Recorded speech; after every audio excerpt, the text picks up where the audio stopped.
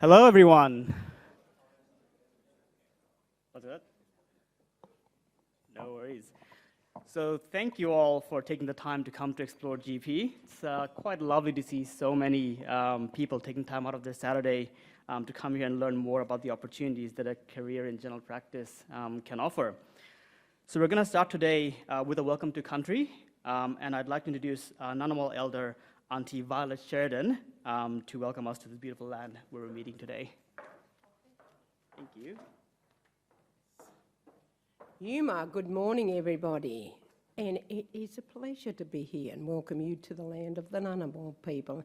And it's a pleasure to see you all here that are future doctors. We need more doctors. And I want to, Michaela, is it Michaela? Introduce Michaela. I'm so proud that you have taken this path, and hopefully we have next generations of First Nations student people or young people that are coming beyond you to take your path, because we really need more First Nations people as doctors. But you'll all learn as you come along. We really need more doctors. My doctor I loved to death. We just sit down, I think we're best friends. When I go to see Penny, I think we yarn more than what we do. So I've probably getting charged more for yarning. So it's about personal experience, and if you feel comfortable in your area that you're in, and I encourage you to keep going, because we really need more doctors, but we really, really also need more doctors in Canberra here, but we really need more doctors in regional areas. Out in the regional areas, there's a shortage of doctors. I've got 4 children. My eldest is 51. My youngest is 44. He didn't want to be 51, he's 52 this year. And I said, tough titties for you. I don't want to be 70 either.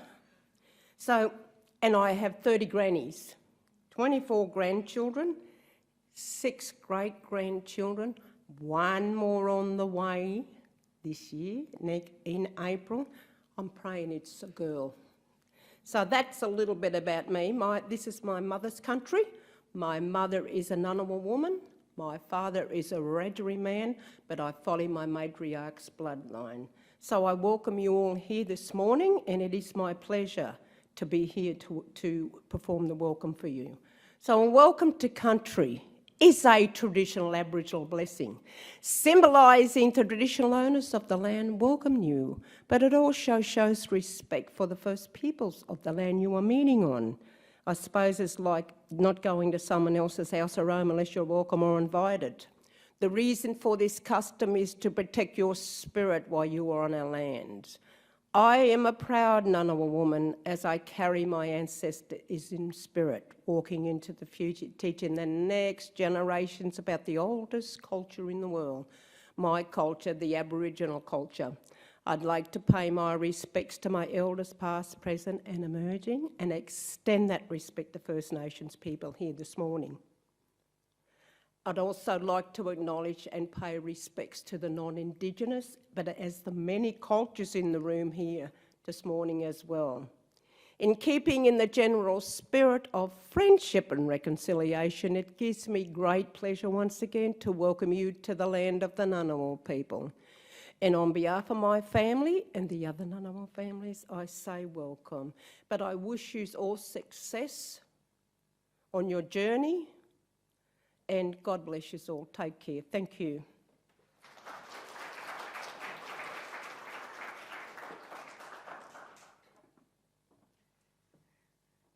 Thank you, Auntie Violet Sheridan, for that lovely welcome to country. So before we move on, I just want to do a bit of housekeeping. So bathrooms are sort of up the back and to the left, and there's sort of morning tea behind those doors. Once again, if you head out the back, fire escapes behind us, and lunch I think will be served here, and the breakout session will be through those doors over there when we get to it. There's also, if you look at your sort of name tags, there's a QR code at the back, which has the event app and the program for the day, and it's got some additional resources for you guys. And we'd like to also, I guess, point out Vicky. She's part of one of the event coordinators, and Nick, I don't know where he is, at the back here. So if you have any issues, then flag them down. So my name is Adnan, and I'll be your MC for today. So I'm a GP who's been based in Canberra for about 5 years now. I went to UCID and then to Central Coast for my junior doctor years, and then moved to Melbourne for GP training before settling in Canberra after getting my fellowship. So since arriving, I've worked here in a few practices as a GP contractor, as a staff specialist on the COVID care at home team at Canberra Hospital, and currently working as a GP advisor here with Capital Health Network, and part-time as a GP at Watson General Practice, and then do a bit of ad hoc work as on the Voluntary Assisted Dying Clinical Advisory Committee. So I actually, really love my life as a GP. Amazing sort of diversity and really good sort of work-life balance, and feel especially lucky now when I speak to some of my colleagues who are just finishing up their sort of specialty training in other areas. But enough about me. I'll talk a bit about Capital Health Network, which is the organization sponsoring today's event.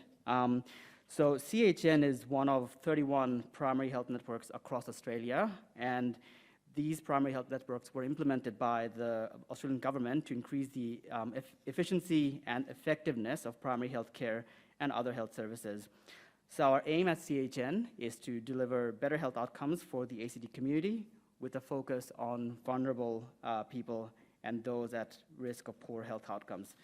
And to achieve this, so we basically have 3 core functions, which are to coordinate and integrate local healthcare services, commission primary care and mental services, and capacity build and provide practice support. So Explore GP, I think, demonstrates all 3 of these functions. There was a lot of coordination to get an inspiring group of speakers together, and special thanks to sort of Katerina and our team who helped coordinate a lot of that. And we commissioned Visible, which is the organization helping out with the logistics today, where Vicky's from.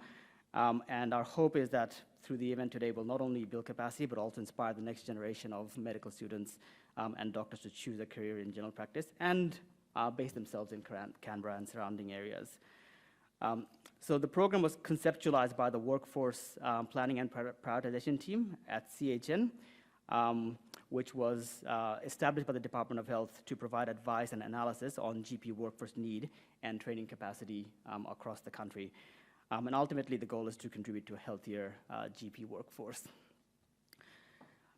So a lot of today's program has actually been curated with input from a lot of the attendees, from medical students and JMOs and other key stakeholders. And hopefully by the end of the session, you'll get a bit of a better idea of what general practice offers and the diversity of options that are on hand. And stick around for the networking session towards the end of the day. And I'm also happy to chat to anyone throughout the day if anything comes up.